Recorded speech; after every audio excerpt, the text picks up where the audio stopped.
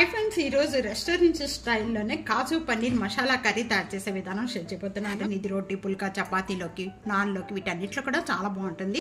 ఈ విధంగా తయారు చేసి మీకు ఎలా ఉందనేది నా కామెంట్స్ లో తెలియజేయండి। ఇంకా ఎన్నో రకాలైన వంటకాల కోసం టీ అనస్ కిచెన్ సబ్స్క్రైబ్ చేయడం మర్చిపోవద్దు। రండి ఇది ఎలా తయారు చేయాలో చూసేద్దాం।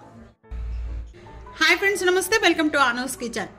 काजू पनीर मसाला रेसिपी तैयार చేసే విధానం షేర్ చేస్తున్నానండి। ఇది స్పెషల్ గా రోటీ చపాతీ నాన్ పుల్కాలోకి చాలా టేస్ట్ గా ఉంటుంది। తప్పకుండా ముందుగా ఇక్కడ నేను 200 గ్రామ్స్ పన్నీర్ తీసుకున్నాను।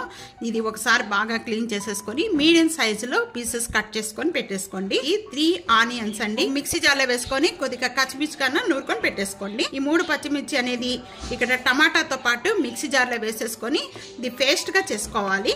హాఫ్ కప్ అనేది ఇక్కడ జీడిపప్పు తీసుకున్నానండి। అనేది జీడిపప్పు తీసుకున్నాను। ఈ హాఫ్ కప్ లో హాఫ్ అనేది ఇక్కడ పేస్ట్ గా చేసుకోవాలండి। మునిగే వరకు కూడా జీడిపప్పు ఇది ఒక 10 నిమిషాలు లేక 20 నిమిషాల వరకు కూడా నానబెట్టేసుకుందామండి। ఈ విధంగా నానబెట్టిన జీడిపప్పుని అంతా కూడా పేస్ట్ గా చేసుకొని పక్కన పెట్టేసుకోండి। ముందుగా ఇక్కడ టమాటా పీసెస్ కట్ చేసినవి అన్ని కూడా మిక్సీ జార్లో వేసేస్తున్నానండి। ఇచ్చి మనం 3 తీసుకున్నాం। ఈ పచ్చిమిర్చి కూడా ఈ టమాటాతో పాటు వేసేసుకొని టమాటా పేస్ట్ చేసిన దాంట్లో ఇక్కడ నేను రెడ్ కలర్ యాడ్ చేస్తున్నాను। చేసుకున్న వెంటనే కూడా ఇది ఒకసారి కలర్ యాడ్ చేసుకొని రెడ్ కలర్ దాన్ని ఒక్కసారిగా తిప్పుకున్నారంటే రెడ్ గా వస్తుందండి।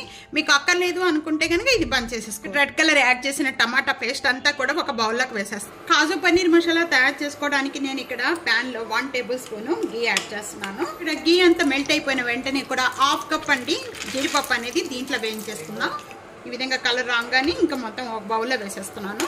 సేమ్ ప్యాన్ లోనే ఇక్కడ ఈ పన్నీర్ కూడా మంచి కలర్ వచ్చే వరకు కూడా ఈ గీలోనే వేయించేసుకోవాలి। ఈ విధంగా వేయించుకున్న పన్నీర్ అంతా కూడా ఈ ప్యాన్ తో సహా సైడ్ పెట్టేసి ఇక్కడ వేరొక ప్యాన్ లో మొత్తం 1 టేబుల్ స్పూన్ గీ యాడ్ చేస్తున్నాను।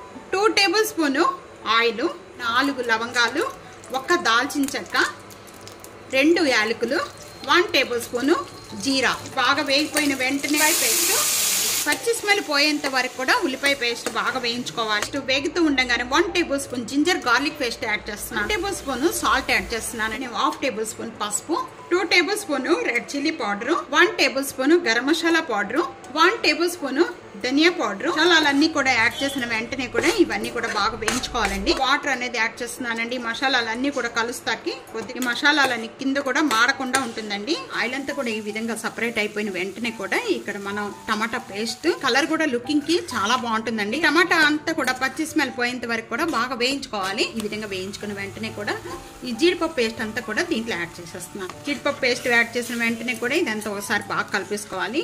టమాటా బాగా వేగిన తర్వాత అప్పుడు జీడిపప్పు పేస్ట్ వేసుకోండి। వేయించుకున్న జీడిపప్పు ఈ విధంగా కలిపేసుకోవాలండి। పన్నీర్ పీసెస్ అంతా యాడ్ చేసిన వెంటనే ఈ మసాలాలంతా కూడా బాగా పట్టించేసేయాలండి। పన్నీర్ వేసిన వెంటనే వాటర్ యాడ్ చేయొద్దు। ఈ విధంగానే బాగా వేగాలి 1 మినిట్ వరకు కూడా ఈ మసాలాన్ని వెంటనే కూడా కొద్దిగా వాటర్ అండి ఒక 1/2 కప్పు వాటర్ యాడ్ మొత్తం ఒకసారి బాగా కలిపేసుకుందాం। మూత పెట్టేసేసుకొని ఒక 2 మినిట్స్ వరకు కూడా మగ్గించేసుకోవాలి। ఇప్పుడు మూత ఓపెన్ చేద్దాం। 1 టేబుల్ స్పూన్ కస్తూరి మెంతి యాడ్ చేస్తున్నాను। దించే ముందు కొత్తిమీర యాడ్ చేస్తున్నాను। కాజు పన్నీర్ మసాలా కర్రీ రెడీ అయిపోయింది। ఈ విధంగా తప్పకుండా ట్రై చేయండి, చాలా టేస్ట్ గా ఉంటుంది। రోటీ చపాతీ పుల్కా నాన్లోకి వీటన్నిటిలో కూడా బాగుంటుంది। ఫ్యామిలీతో ఫ్రెండ్స్తో వీడియోని షేర్ చేస్తూ వీడియోని లైక్ చేస్తూ ఉండండి। ఇంకా ఎన్నో రకాలైన వంటకాల కోసం టీ అనూస్ కిచెన్ సబ్స్క్రైబ్ చేయడం మర్చిపోతూ ప్రక్కనే ఉన్న బెల్ ఐకాన్ ప్రెస్ చేయండి। Thank you for watching.